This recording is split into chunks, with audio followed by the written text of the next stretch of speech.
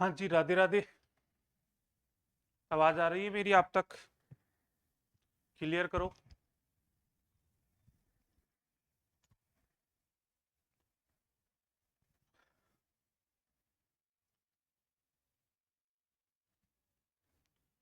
मेरी आवाज आ रही है क्या?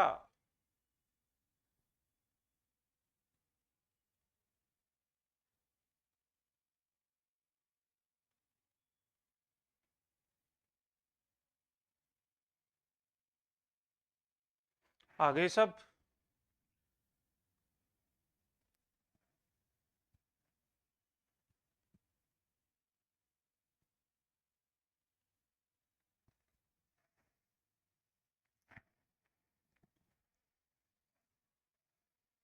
हाँ जी। चलो हम बात करते हैं अपने टॉपिक की।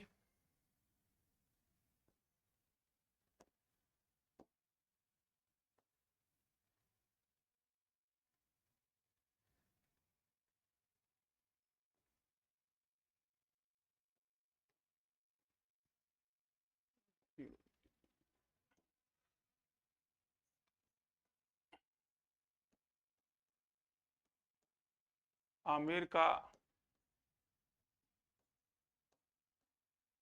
कछवाहा वंश।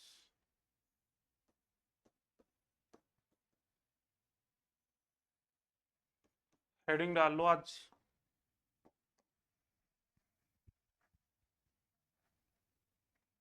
अब आप चेक कर लो कौन कौन आया। मैंने आज चैट को वैसे ही दे दिया आपको, प्राइवेट नहीं की कि देखते रहो कौन आया कौन क्या लिख रहा है। लाइव तो दिखा रहे हैं लेकिन ये अपनी उपस्थिति दर्ज नहीं करवा रहे कि सर मैं आ गया।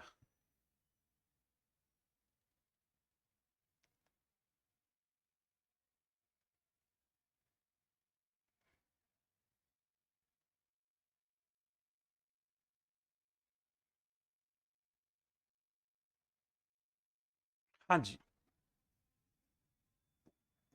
देखो यहां पर बात करें आमेर के कछवा वंश की।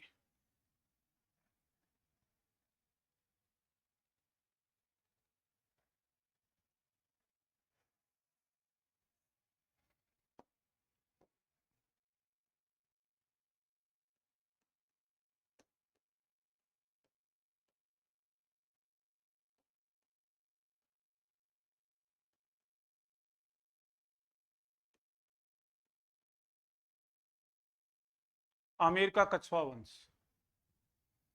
हाँ जी, गुड इवनिंग, राधे राधे सबको।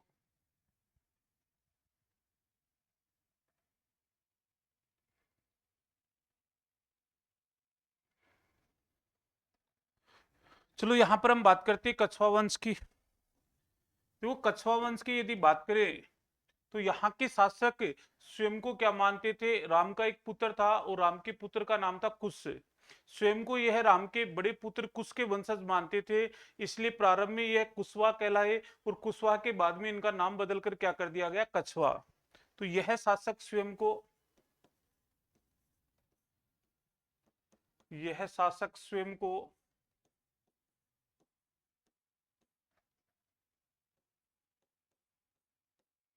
राम के पुत्र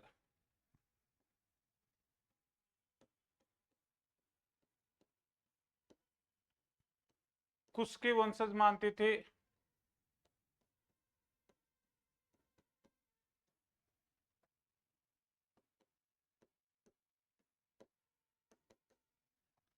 इसलिए कुशवाहा कहलाए।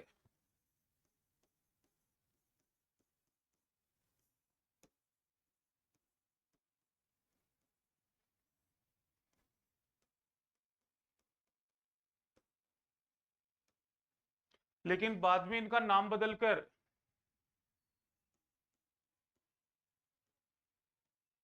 लेकिन बाद में इनका नाम बदलकर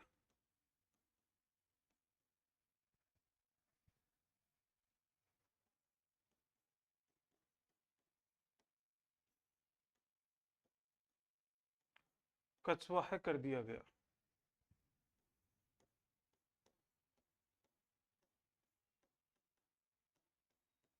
तो याद रखना बाद में इनका नाम बदलकर क्या कर दिया गया, कछवा कर दिया गया।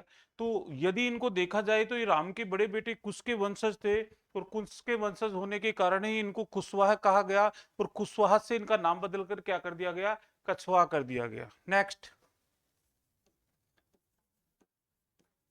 इनको कछवाहा क्षत्रिय भी कहा गया।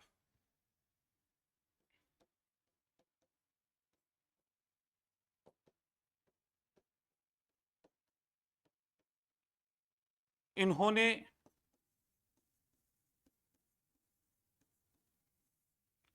अपनी राजधानी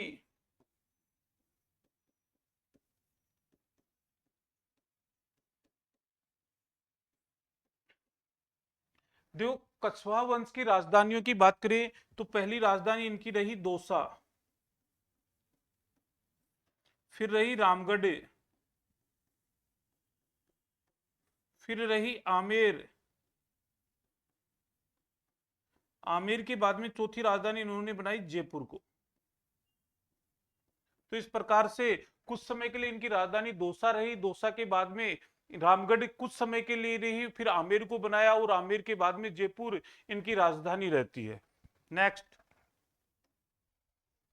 आमेर के शासकों की कुलदेवी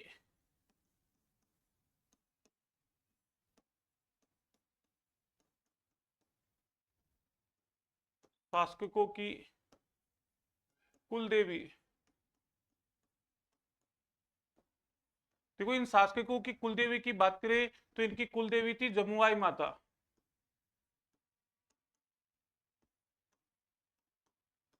तो इनकी कुलदेवी कौन मानी जाती है, जमुआई माता मानी जाती है। लेकिन इन शासकों के कुल देवता की बात करें, आमेर के शासकों के कुल देवता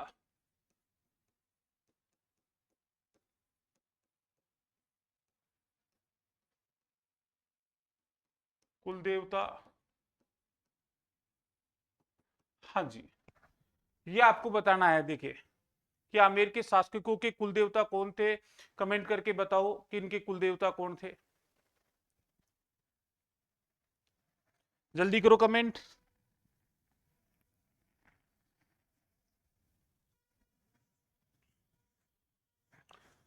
हाँ जी, गोविंद देव जी, देखा हुआ है गोविंद देव जी आपका।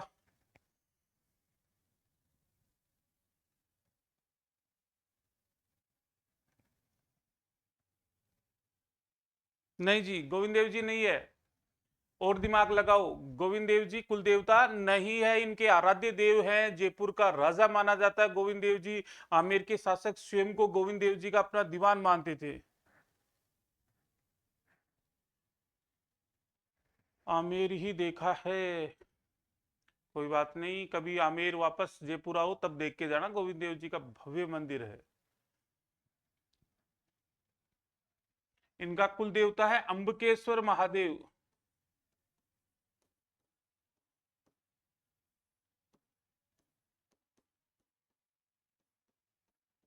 तो याद रखना कि आमेर के शासकों का भगवान विष्णु कैसे कुल देवता होंगे, वो तो जब भगवान ही हो गए तो देवता कैसे, कुल देवता कैसे होंगे। तो इनके कुल देवता कौन माने जाते हैं, अंबकेश्वर महादेव माने जाते हैं। नेक्स्ट, पहला शासक देखते हैं हम।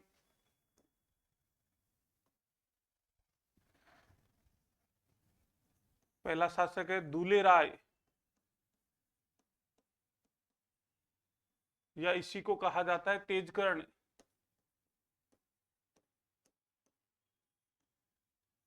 तो दूले राय या तेजकर्ण, हेडिंग डालो, दूले राय या तेजकर्ण।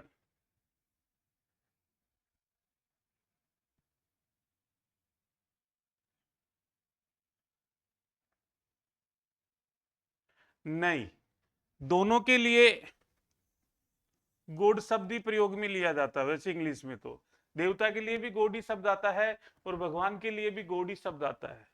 लेकिन अपने जो लोक देवता और कुल देवताएं होते हैं ये अलग अलग है। जैसे लोक देवता स्थानीय क्षेत्र विशेष के देवता होते हैं, जिनको एक विशेष स्थान पे पूजा जाता है। जैसे एग्जाम्पल के तौर पे बताऊं मैं, अंबकेश्वर महादेव। जैसे मैं बात बताऊं हर्षनाथ, तो यह जो लोक देवता या कुल देवता है, ये केवल राजस्थान क्षेत्र विशेष में ही पूजे जाते हैं, लेकिन जो अपने वो देवता है वो पूरे भारत में पूजे जाते हैं, और भारत के साथ साथ विदेश में जो भारतीय लोग रहते हैं वो भी उनको पूजा करते हैं। तो इस प्रकार इनमें थोड़ा सा ये डिफरेंट माइनर अंतर पाया जाता है। और वैसे देखा जाए तो देवता को भी गॉड ही कहा जाता है और भगवान को भी गॉड ही कहा जाता है।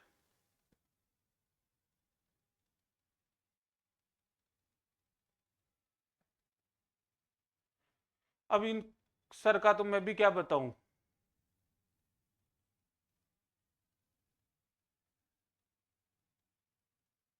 नहीं, उनके नोट्स मेरे पास क्यों होंगे? उन सर के नोट्स मेरे पास क्यों होंगे भाई? लेकिन आप इसको चेक कर लेना, अंबकेश्वर महादेव गोविंद देव जी केवल यदि देखा जाए तो यहां पर यदि हम अपन बात करें गोविंद देव जी की,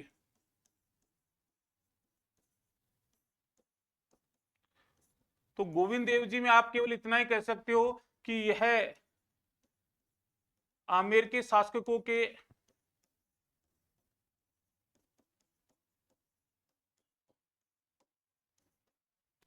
आराध्य देव थे,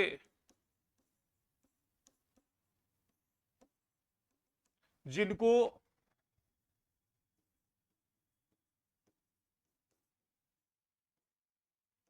आमेर का राजा माना जाता था।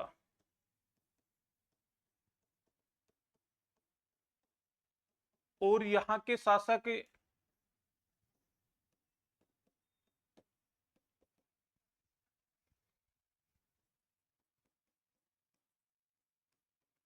स्वयं को उनका दीवान मानते थे।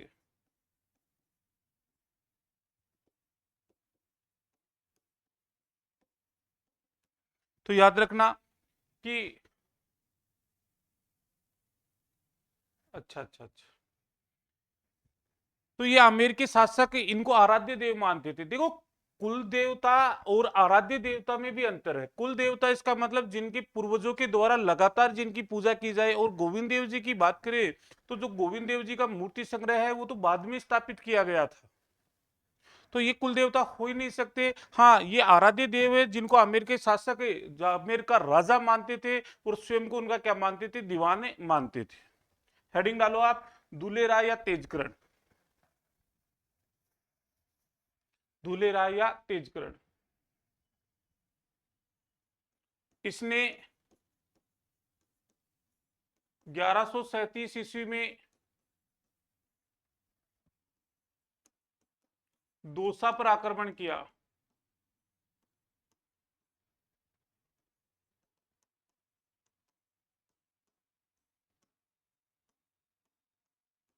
और वहां के बड़गुजर शासकों को पराजित किया। वहां के बड़गुजर शासकों को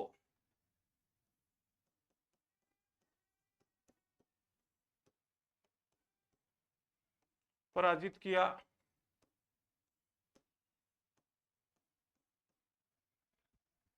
और आमेर के कछवा वंश की नींव रखी। और आमेर के कछवाहा वंश की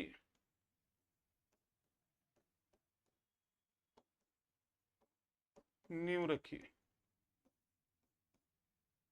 तो याद रखना कि इसने 1137 ईस्वी में दोसा पर आक्रमण किया था, और दोसा पर आक्रमण करके वहां के बड़गुजर शासकों को पराजित किया था। और दोसा के बड़गुजर शासकों को पराजित करने के बाद इसने आमेर के कछवा वंश की नींव रखी थी। इसने अपनी प्रारंभिक राजधानी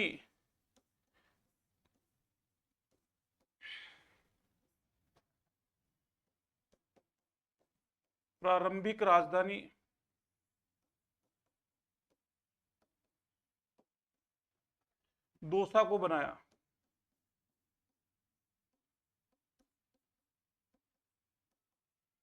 तो आमेर के शासकों की पहली राजधानी यदि आपसे पूछा जाए तो इनकी पहली राजधानी क्या मानी जाती है? दोसा इनकी पहली राजधानी मानी जाती है। दूल्हे राय ने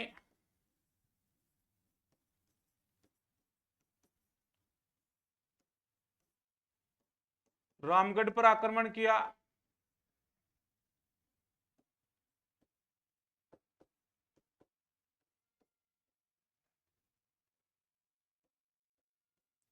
और वहां के मीना शासकों को पराजित किया।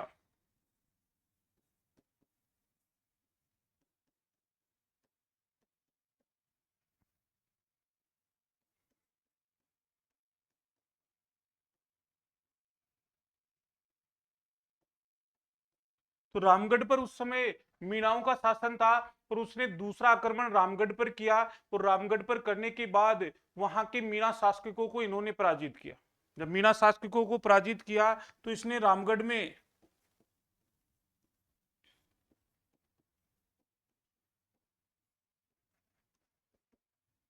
अपनी कुलदेवी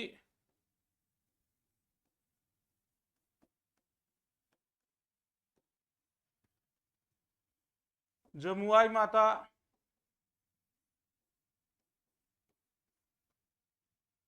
के मंदिर का निर्माण करवाकर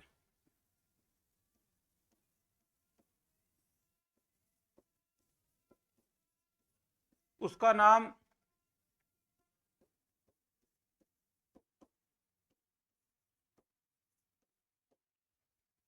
जमुआ रामगढ़ कर दिया।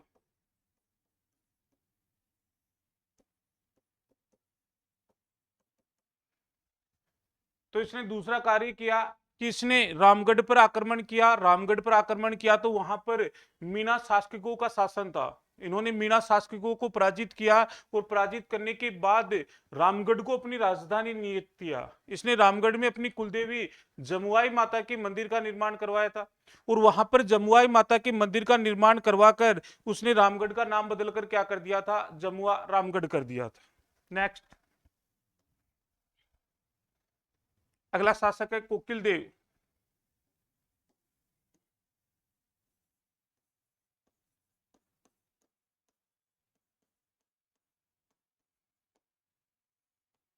दो नंबर का शासक लिखो कोकिल देव।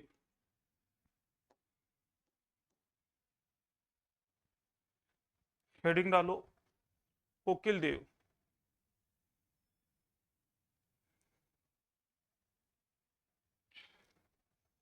देखो कोकिल देव की यदि बात करें तो इसने केवल एक कार्य किया और वह कार्य क्या किया, इसने आमेर पर अधिकार किया। अधिकार करके 1207 ईस्वी में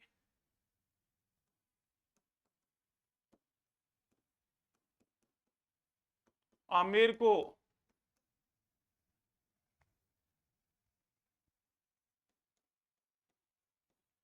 कछवाहा शासकों की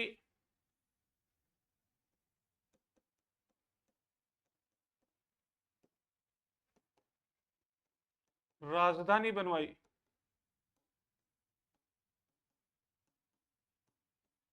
तो याद रखना कि इसने आमेर पर अधिकार किया और आमेर पर अधिकार करके 1207 ईस्वी में आमेर को कछवा शासकों की क्या बनाई थी, राजधानी बनाई थी। अब यहां पर बात करें तो 1207 ईस्वी से लेकर 1727 ईस्वी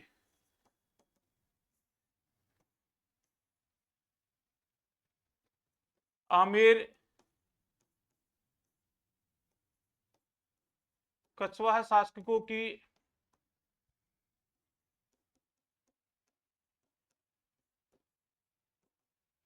राजधानी रही। अब 1727 ईस्वी की बात करें तो सवाई जय सिंह ने 1727 ईस्वी में जयपुर को या जयपुर की स्थापना की थी 18 नवंबर 1727 को। और फिर इसने क्या किया, सवाई जय सिंह ने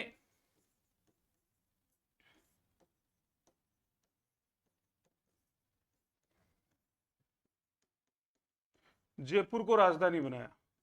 तो याद रखना 1727 ईस्वी के बाद में कछवा शासकों की राजधानी क्या रही, जयपुर। और उससे पहले 1207 ईस्वी से लेकर 1727 ईस्वी तक इसकी राजधानी क्या रहती है, आमेर रहती है। अब आमेर को मांची के नाम से भी जाना जाता है। आमेर का एक नाम और मिलता है माची। तो इसको माची के नाम से भी जाना जाता है। तो इस प्रकार से आमेर को राजधानी बनाने वाला शासक कौन था? कोकिल देव था। नेक्स्ट, अगला शासक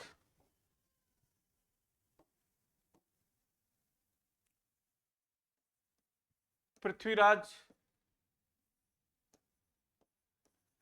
कछवाहा है। हेडिंग डालो, पृथ्वीराज कछवाहा है।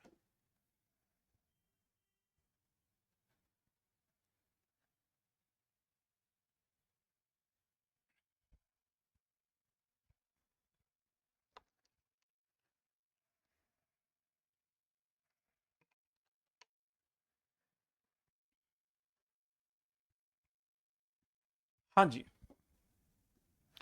देखो पृथ्वीराज कछवाहा की बात करें तो एक तो इसके काल में क्या हुआ था कि एक महत्वपूर्ण कार्य हुआ और वह राजस्थान से रिलेटेड कार्य था, और वह था खानवा का युद्ध।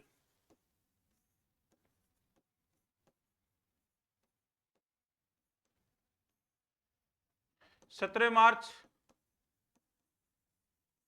1527 ईस्वी, बाबर वर्सेज मेवाड़ महाराणा राणा सांगा।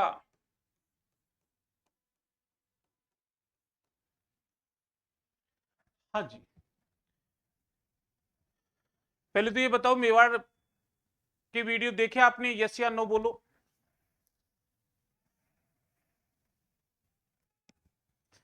जल्दी कमेंट में बताओ, मेवाड़ के वीडियो देखे या नहीं देखे?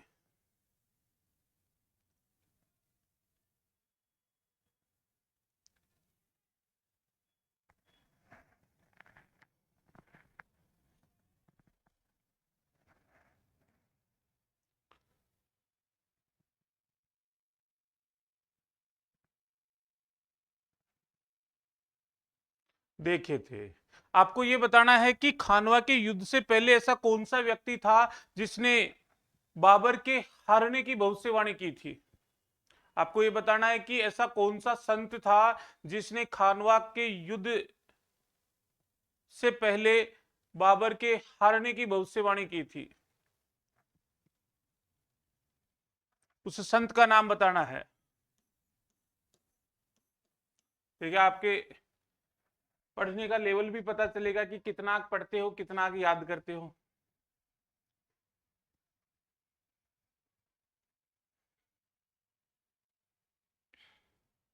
या तो जल्दी जवाब दिया करो या नो बोला करो, जिससे कि मैं बताऊं आपको।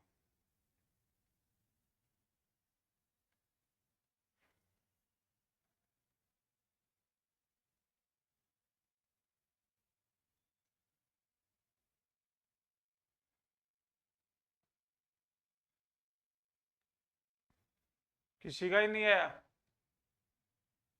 मोहम्मद शरीफ, हाँ, धन्यवाद। कोई तो है जो पढ़ने वाला है। मोहम्मद शरीफ। देखो मोहम्मद शरीफ ने भविष्यवाणी की थी बयाना के युद्ध के बाद, और बयाना का युद्ध हुआ था 16 फरवरी 1527 ईस्वी को, जिसमें बाबर की सेना का नेतृत्व कर रहा था मेहंदी ख्वाजा, और उधर राणा सांगा की सेना आई, और इस युद्ध में 16 फरवरी 1527 ईस्वी को राणा सांगा ने बाबर की सेना को पराजित कर दिया था। फिर बाबर स्वयं सेना लेकर आया और दोनों सेनाएं आमने सामने हुई खानवा के मैदान में। तब मोहम्मद शरीफ ने भविष्यवाणी की थी।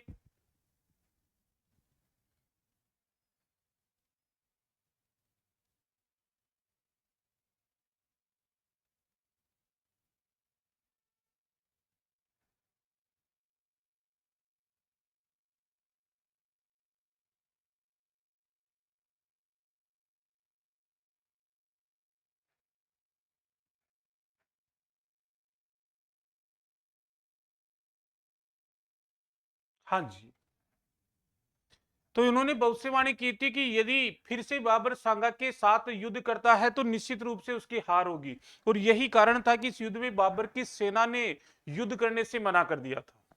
यानी बाबर की सेना ने पूर्ण रूप से हथियार डाल दिए थे और कहा कि हम कोई युद्ध नहीं लड़ना चाहते।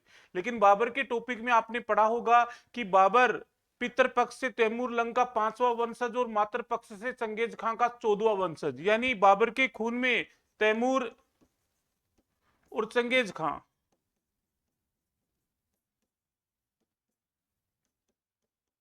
ये दो भारत में आने वाले खूंखार आक्रमणकारी थे और दोनों ही सफल योद्धा भी हुए, जिनका नेतृत्व का जो कौशल था बहुत ही अच्छा माना जाता है दोनों का। ऐसे कहा जाता है कि तैमूर जब दिल्ली पर आक्रमण करता है 1398 ईस्वी में, तो पूरी दिल्ली के जो मार्ग थे वो लहूलुहान हो गए थे और उन्होंने लगभग 15 दिनों तक दिल्ली को लूटा था। और एकमात्र आक्रमणकारी जिसके आक्रमण के समय राजस्थान के भटनेर के किले में हिंदू महिलाओं के साथ साथ मुस्लिम महिलाओं ने भी जोहर किया था। यानी इनके आक्रमण का खौफ मुस्लिम महिलाओं में भी था और बटनेर के किले में 1398 ईस्वी में मुस्लिम महिलाओं के द्वारा भी जोहर किया गया था। तो इन दोनों के खून का मिश्रण बाबर के खून में था। इसका मतलब बाबर भी एक सफल योद्धा था और यही कारण था कि सफल योद्धा होने के कारण इन्होंने क्या किया कि अपनी सेना के सामने कुछ घोषणाएं की थी।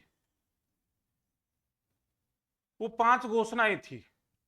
पहली घोषणा मैंने आपको बताया था कि इसमें क्या था कि जिहाद का नारा दिया था। जिहाद यानी इस युद्ध को धर्म युद्ध घोषित किया गया था। दूसरी घोषणा, यहां से तमगा नामक कर हटा दिया गया और तमगा नामक कर व्यापारियों से लिया जाने वाला कर था। इस युद्ध में पहली बार तुलुगमा युद्ध पद्धति का प्रयोग बाबर ने किया था और तुलुगमा युद्ध पद्धति उन्होंने अफगान जाति के लोगों से सीखी थी। इसी युद्ध में बाबर ने शपथ ली कि आज के बाद ना तो मैं शराब पीऊंगा, मैं नहीं, बाबर कह रहा है ये बात। कभी आप सोचो कि सर कह रहे हैं कि ना तो मैं आज के बाद शराब पीऊंगा और ना ही शराब की दावतों में भाग लूंगा। वैसे शराब पीना बहुत गलत बात है, शराब मत पिया करो। आप कभी कभी खुशी में पैक लगा लेते हो ना, बहुत गलत चीज है ये। और इसी युद्ध के बाद बाबर ने क्या किया था, गाजी की उपाधि धारण की थी। किसकी उपाधि धारण की थी? गाजी की उपाधि धारण की थी। तो ये 5 घोषणा इसने की। राणा सांगा ने, अरे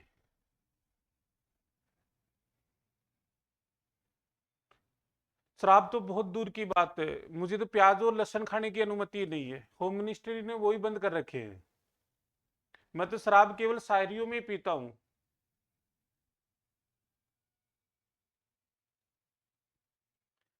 केवल शायरियों में पीता हूं और वैसे लहसुन प्याज भी बंद कर रखे हैं होम मिनिस्ट्री ने। क्योंकि शायरियों में तो कभी कभी मैं कह ही देता हूं कि तोहफे में मत गुलाब लेकर आना, मेरी कब्र पे मत चिराग लेकर आना। तोहफे में मत गुलाब लेकर आना, मेरी कब्र पे मत चिराग लेकर आना। बरसों से प्यासा हूं दोस्तों, मिलने आओ तो एक बोतल शराब और 2 डिस्पोजल के गिलास लेकर आना। इसने पाती फेरवन की परंपरा अपनाई।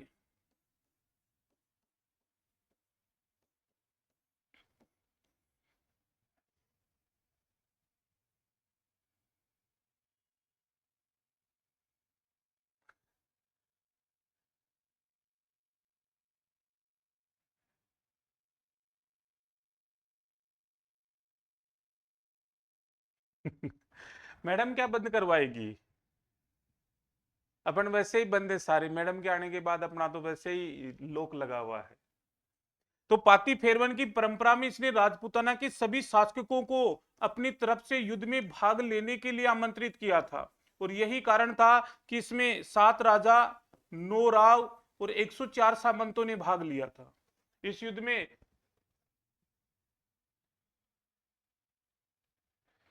7 राजा, 9 राव और 104 सामंतों ने भाग लिया। और यही कारण है कि खानवा के युद्ध में आमेर की तरफ से कौन आया था? पृथ्वीराज कछवा आया था। किसके साथ? राणा सांगा के साथ भाग लेने के लिए। तो एक तो ये चीज याद रखना कि यह खानवा के युद्ध में राणा सांगा की तरफ से भाग लेने के लिए आया था। पहला कार्य कि पृथ्वीराज कछवा ने राणा सांगा की तरफ से खानवा के युद्ध में भाग लिया था। नेक्स्ट दूसरा, इसने बीकानेर के शासक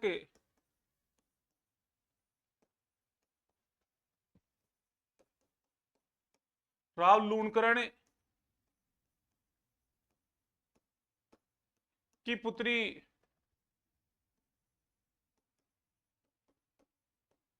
बालाबाई के साथ विवाह किया। की पुत्री बालाबाई के साथ विवाह किया।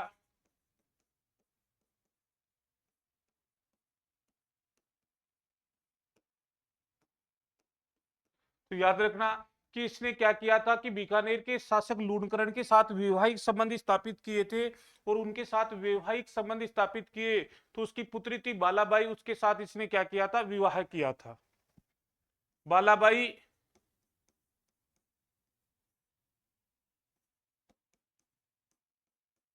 वैष्णव मत को मानने वाली थी।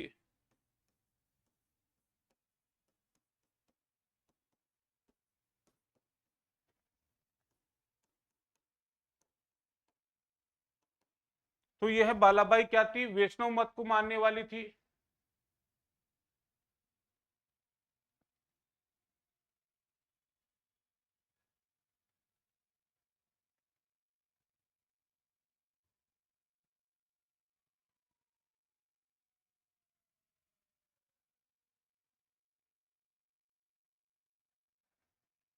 नेक्स्ट, तो पृथ्वीराज कछवा की पत्नी का नाम क्या था, बालाबाई था, जो बीकानेर के शासक राव लूणकरण की पुत्री थी।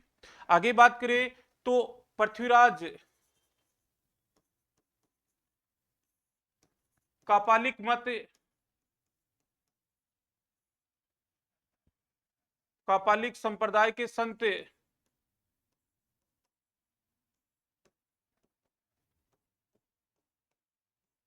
चतरनाथ को अपना गुरु मानता था।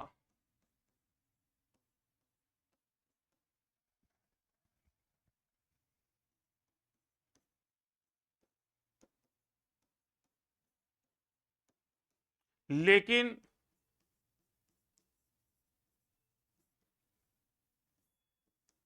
कृष्णदास पयहारी ने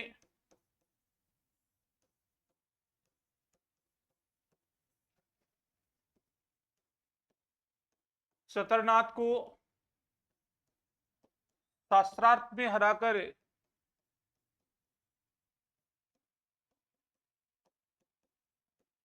गलता तीर्थ की स्थापना की।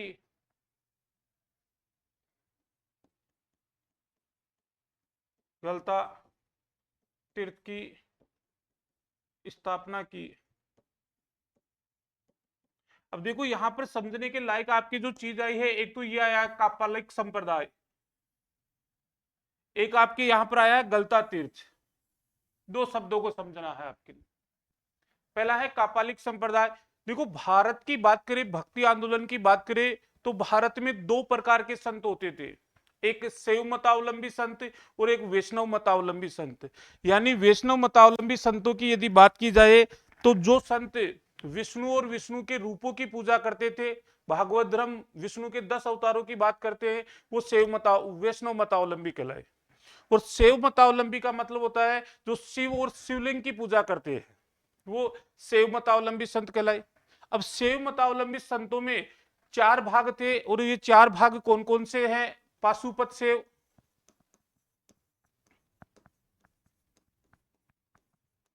दूसरा है लिंगायत शैव,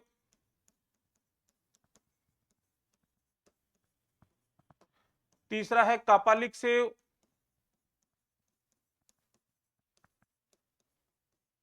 और चौथा है कश्मीरी शैव। ये शैव मत के चार भाग आते हैं, पाशुपत शैव, लिंगायत शैव, कापालिक शैव और कश्मीरी शैव। देखो पाशुपत शैव धर्म का पहला भाग है, दूसरा है लिंगायत, तीसरा है कापालिक, फिर है कश्मीरी। तो यहां पर एक शब्द है कापालिक, जिसका संस्थापक भैरवनाथ को माना जाता है। और भैरवनाथ की बात करें तो ये कापालिक शैव के जो संत हुआ करते थे, ये शमशानवासी होते थे, यानी इनका निवास स्थान शमशान में होता था। ये अपने शरीर पर राख मलते थे, यानी शमशान की जो राख थी वो मलते थे। यह मांस और मदिरा का सेवन भी करते थे, मांस और मदिरा का सेवन भी करते थे, और नर कपाल में भोजन करते थे, यानी मनुष्य की खोपड़ी में भी ये डालकर भोजन करते थे। तो इसका मतलब ये कापालिक शैव धर्म हो गया। अब इनके संस्थापक भी देखें तो इसके पाशुपत शैव धर्म के अलभ प्रभु है, इसके सॉरी इसके है अलभ प्रभु। पशुपत के अभी बताएंगे। कापालिक के भैरवनाथ है, कश्मीरी के वसुगुप्त है।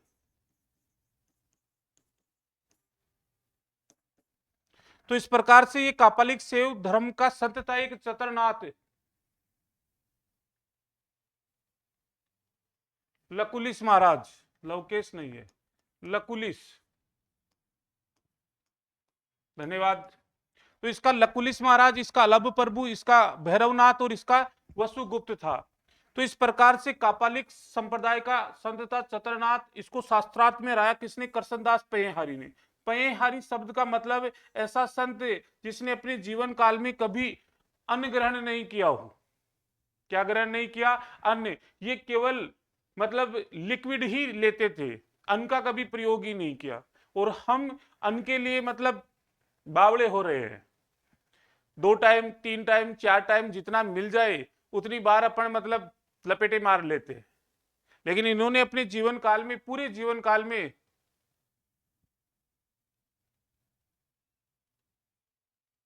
रामानंदी संप्रदाय,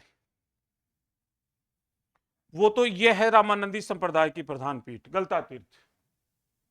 तो यहां पर फिर इसने करसनदास पयेहारी ने इसको शास्त्रार्थ में लाया और गड़ता तीर्थ की स्थापना की। इसको कहा जाता है गालव तीर्थ, इसको कहा जाता है छोटी काशी, इसी को कहा जाता है मंकी वैली, और इसी को कहा जाता है उत्तरी तोताद्री।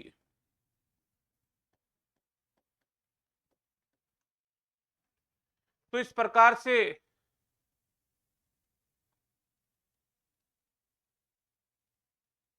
हाँ, पीने से रिलेटेड, पीने का मतलब केवल लिक्विड लेते थे, लिक्विड का मतलब पीना ही होता है।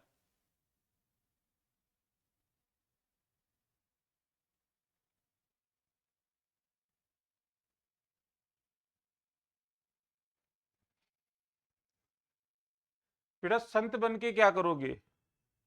जीवन का जो गोल्डन पीरियड होता है वो गृहस्थ आश्रम होता है। ऐसे कहा जाता है कि मनुष्य के जीवन में 4 आश्रम बताए गए हैं वैदिक काल में, ब्रह्मचर्य, गृहस्थ, वानप्रस्थ और संन्यास आश्रम। और चारों आश्रमों में जो स्वर्ण काल माना जाता है जीवन का,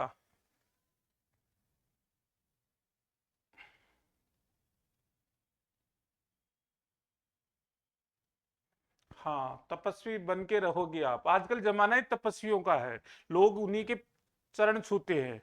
और इस समय जितने ढोंगी बाबा आ रहे हैं, जितने कितने शायद ही ढोंगी बाबा होंगे, तो कम से कम इनसे बच के रहना भाई। कोई बाबा काम नहीं आएगा, केवल एक बाबा काम आएगा, और वो बाबा ये है, याद रखना। इससे बड़ा कोई बाबा नहीं। कर्म, यदि कर्म अच्छा है तो बाबा की जरूरत नहीं पड़ेगी। अरे, उनका नाम लेके तो मेरे को आपने चुप ही कर दिया। उनका तो मैं बहुत,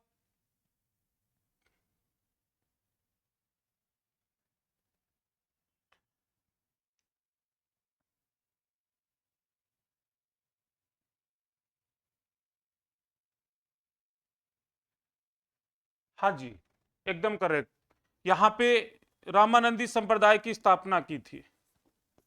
तो रामानंदी संप्रदाय की राजस्थान में सबसे बड़ी पीठ गलता तीर्थी मानी जाती है, जिसकी स्थापना करसनदास पेहारी के द्वारा की गई थी। और इसकी छोटी पीठ आप बताओगे, रामानंदी संप्रदाय की छोटी पीठ, रामानंदी संप्रदाय की छोटी पीठ। आप अभी आर्ट एंड कल्चर भी पढ़ रहे हो, कौन देगा जवाब कि रामानंदी संप्रदाय की छोटी पीठ कौन सी है और उसके संस्थापक कौन थे?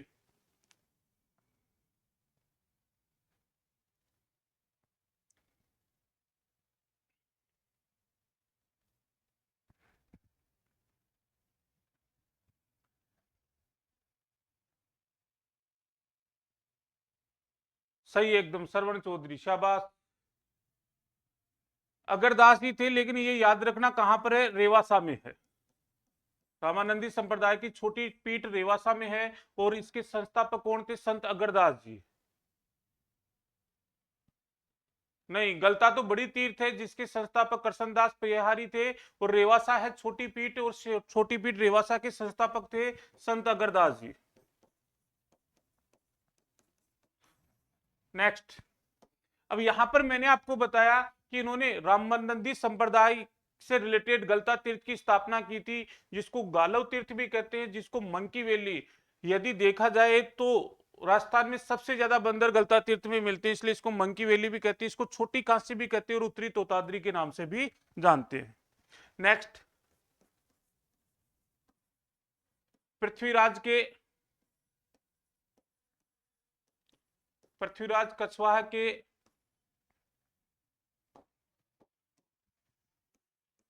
इसके 12 पुत्र थे,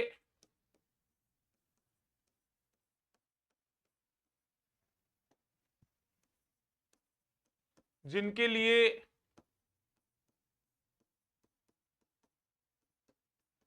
इन्होंने अपने साम्राज्य को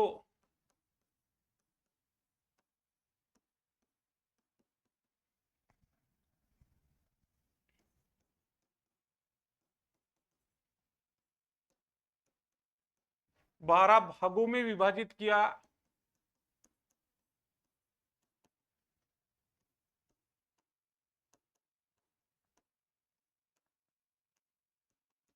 जिसे 12 कोटड़ी व्यवस्था कहा जाता है, जिसे 12 कोटड़ी व्यवस्था कहा जाता है।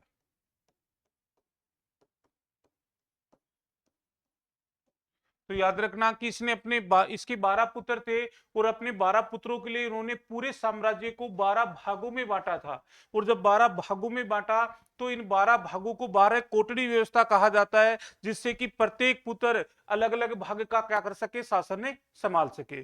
ये था अपना अगला शासक, जिसका नाम था पृथ्वीराज कछवाहा।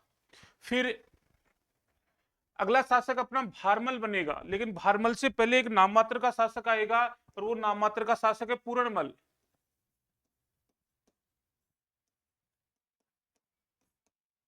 पूरणमल, हेडिंग डालो पूरणमल।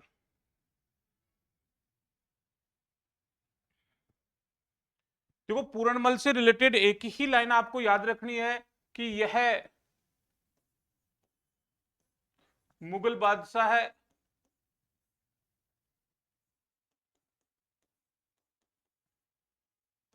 हुमायूं से या हुमायूं के समकालीन थे,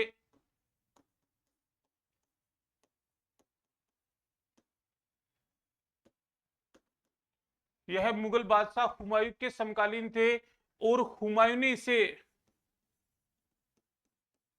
और हुमायूं ने इसे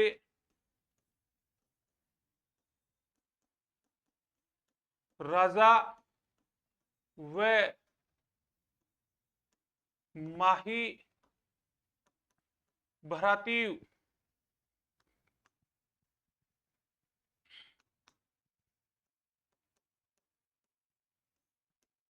की उपाधि दी।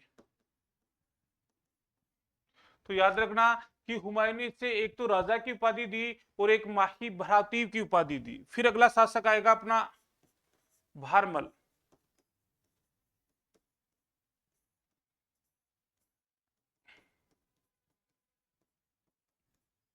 अब इनके साथ इनका कालक्रम भी साथ आएगा।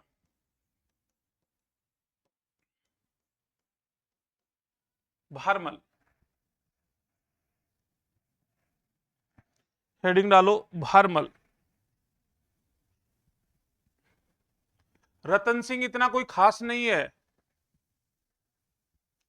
पूरनमल और भारमल के बीच में रतन सिंह है। हाँ जी, वही है।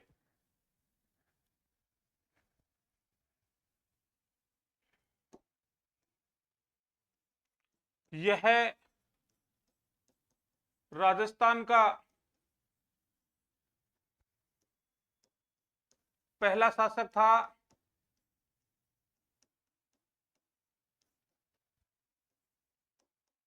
जिसने मुगलों की अधीनता को स्वीकार करके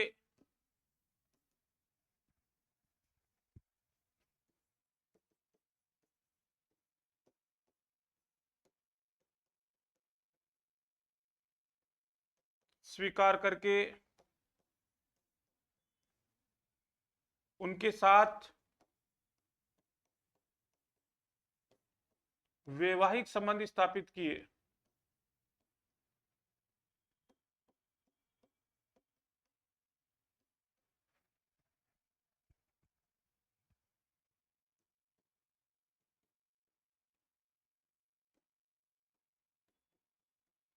तो याद रखना कि भारमल राजस्थान का पहला शासक था जिसने मुगलों के साथ या मुगलों की अधीनता को स्वीकार किया और मुगलों की अधीनता को स्वीकार करके उनके साथ वैवाहिक संबंध स्थापित किया। अब यह जिसके समकालीन था उसकी बात करते हैं। यह अकबर के समकालीन था।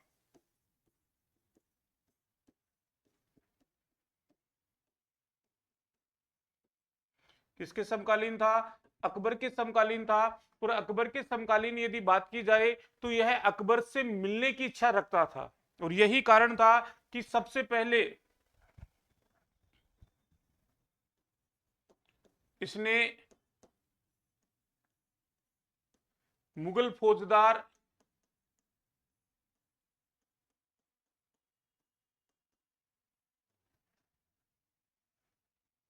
मजनू खां के सहयोग से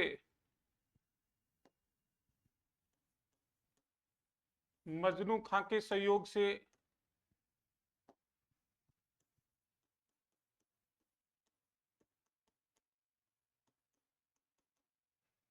अकबर से मिलने की कोशिश की।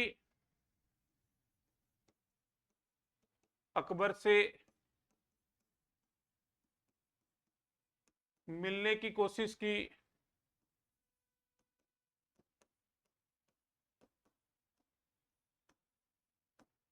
लेकिन सफल नहीं हो पाया।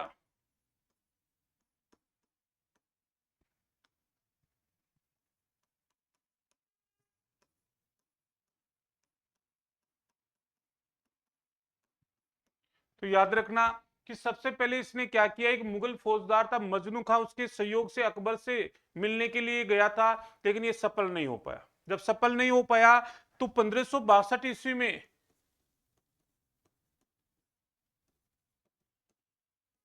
अकबर पैदल गरीब नवाज की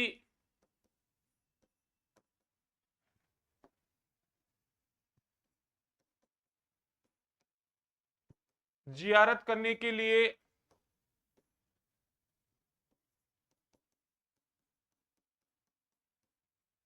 अजमेर आ रहा था।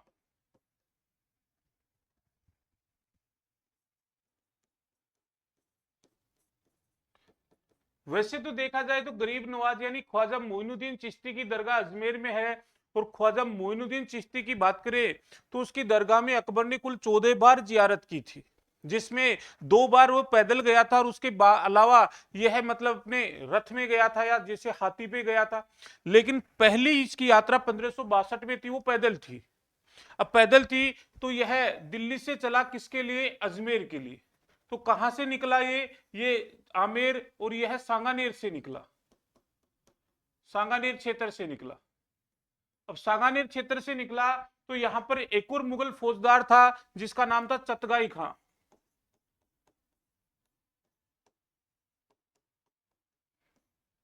यह चतगाई खां के सहयोग से पुनः अकबर से मिलने की कोशिश करता है सांगानेर में, लेकिन इस बार भी ये सफल नहीं हो पाया। जब सफल नहीं हो पाया तो अब की बार उन्होंने योजना बनाई कि ऐसे तो अकबर से मुलाकात होगी नहीं, कोई ना कोई अपने को ऑफर ही देना पड़ेगा या कुछ ऐसा कार्य करना पड़ेगा कि अकबर ना चाहता हुआ भी मिल ले। और अकबर अजमेर से जब वापस लौट रहा था तो उसने अपना पड़ाव डाला कहां पर? सांभर में। कहां पर अपना पड़ाव डाला? सांभर में अपना पड़ाव डाला। और सांभर में पड़ाव डाला तो भारमल अपनी पुत्री के साथ सांबर गया था और उसकी पुत्री का नाम था हरकाबाई।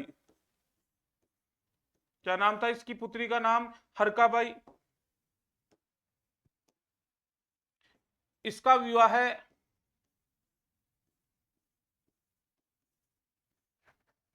अकबर के साथ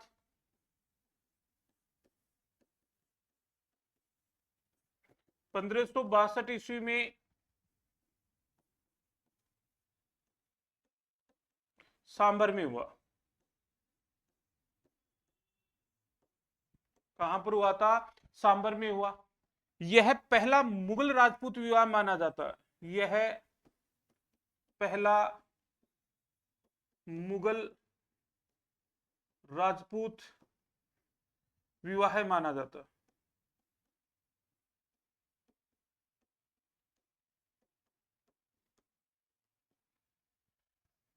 अब देखो यहां पर मैंने आपको बताया कि हरका बाई का विवाह अकबर के साथ सांभर में 1562 में हुआ, और जब 1562 में हुआ तो यह पहला मुगल राजपूत विवाह माना जाता है। यदि आपसे यहां पर पूछा जाए कि अंतिम मुगल राजपूत विवाह किस किस के मध्य हुआ था, कौन बताएगा? जल्दी बताओ, अंतिम मुगल राजपूत विवाह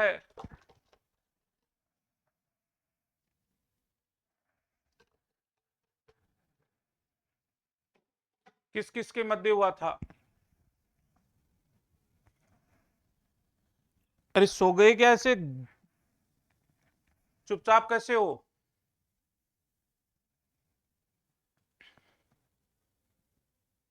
है किसी को पता?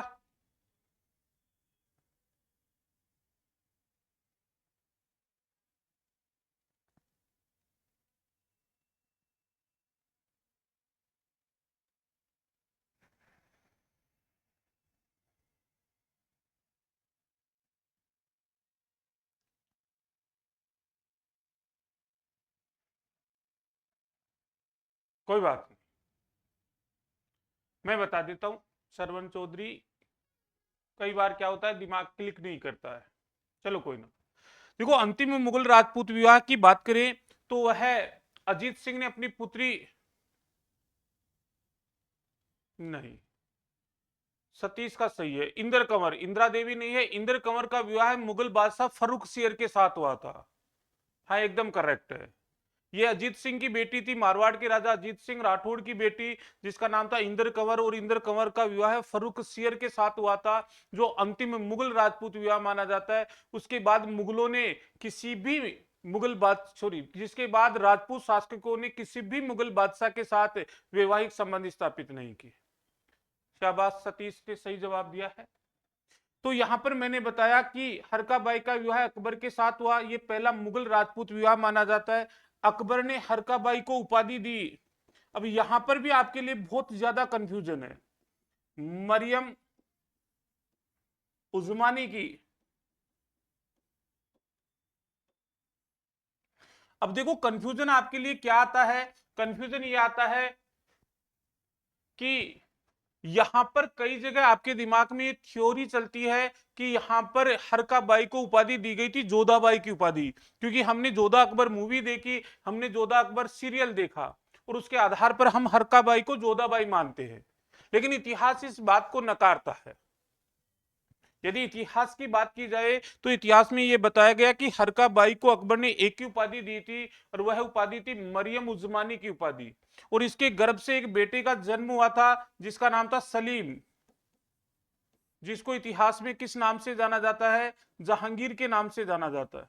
तो इसको सलीम या जहांगीर के नाम से भी जानते हैं।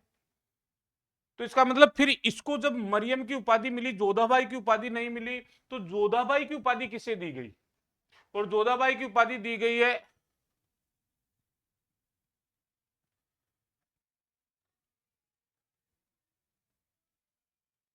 हाँ जी, आजकल की लड़कियां बहुत तेज है, उस काल की भी नहीं थी, उस काल की भी तेज है और आजकल की भी तेज। आप बच के रहना, कभी भी हत्या हो सकती है। चौधरी साहब बच के रहना। उसको पसंद ही नहीं था फर्रुख शेर, जबरदस्ती शादी हुई थी। तो इसका मतलब जोधाबाई की उपाधि किसे दी गई थी? जोधाबाई की उपाधि दी गई थी मोटा राजा उदय सिंह की पुत्री मानीबाई को, क्योंकि मानीबाई का विवाह जहांगीर के साथ हुआ था, और जहांगीर के साथ होने के कारण एक तो वो जोधपुर से रिलेटेड थी, इसलिए इसको जोधाबाई कहा गया। आज भी जोधपुर में लड़कियां अपने नाम के साथ जोधा लिखती है। और एक वह मुगल दरबार में मुख्य रानी थी, और मुगल दरबार में जो राजपूत राजकुमारी मुख्य रानी रहती थी उसको भी जोधाबाई कहा जाता था, इसलिए उसको जोधाबाई की उपाधि दी गई। तो इसको हरकाबाई को मरियम उजमानी की उपाधि दी गई और इसके गर्भ से सलीम और जहांगीर का जन्म हुआ था। एक चीज है, एक कंफ्यूजन आपकी और चलता है, वो कंफ्यूजन चलता है आपको एक उपाधि का, और वह उपाधि थी अमीर उल उमरा, और इसके साथ 4000 की मनसबदारी।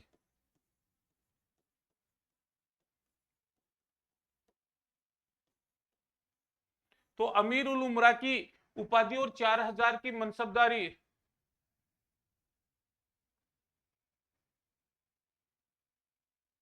हाँ एकदम करेक्ट है। जब जोधा अकबर मूवी बनी थी तो उसके डायरेक्टर ने बाकायदे इंटरव्यू में कहा था।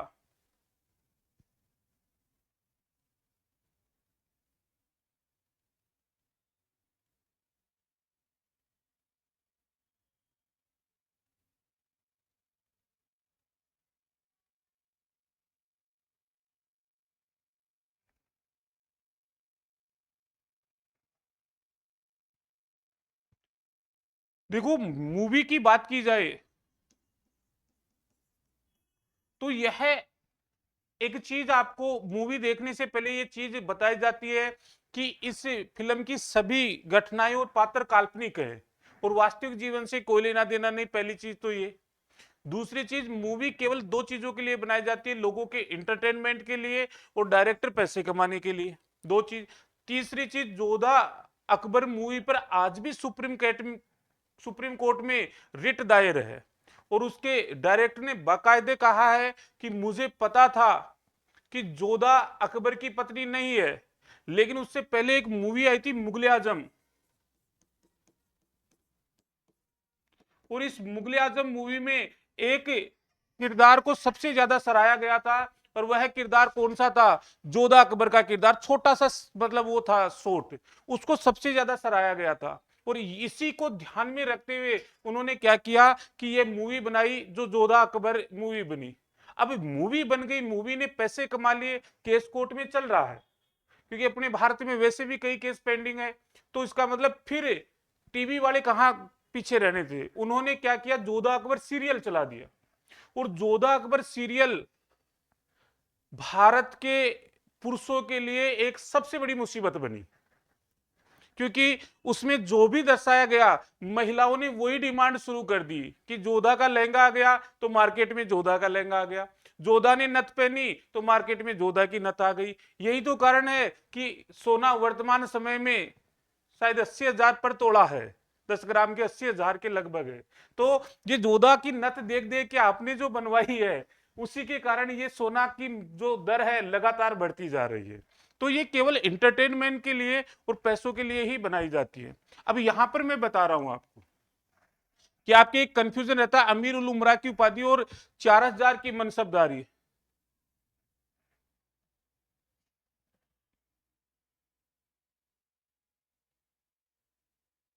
अरे नहीं, आपको लगता है कि मैं परेशान हूं?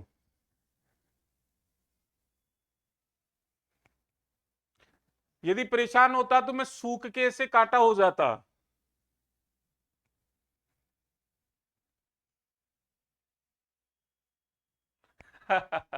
नहीं, मेरे बिगाड़ने से कोई नहीं बिगड़े, आप तो बिल्कुल भी नहीं बिगड़ो। नहीं, बात जो परेशान होता है वो बात ही नहीं करता है, केवल बात वो ही करता है जो परेशान नहीं होता है। यदि परेशान होगा वो तो बिल्कुल उसको याद ही नहीं करेगा, वो तो उससे दूर रहने की कोशिश करेगा, उसको मतलब दिमाग तक नहीं लाएगा। ऐसा लग नहीं रहा मुझे तो कि मैं हूं परेशान। यहां आ जाओ फिर अपनी क्लास यहाँ पे। देखो अमीर उल उमरा, यहां पर कई आपकी बुकों में ये दे रखा है कि ये उपाधि और ये मनसबदारी किसको, भारमल को दी गई थी, लेकिन ऐसा संभव नहीं है। क्यों नहीं है? क्योंकि ये मनसबदारी व्यवस्था थी, ये 1575 ईस्वी में अकबर ने लागू की थी। कब लागू की थी? 1575 ईस्वी में।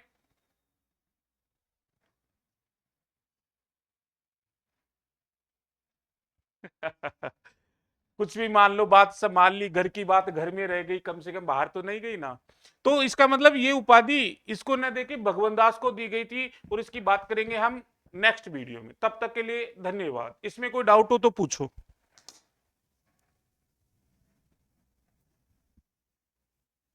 आज की क्लास, आज का सेशन यहीं पे अपना समाप्त होता है। कोई डाउट है? चलो ठीक है, धन्यवाद।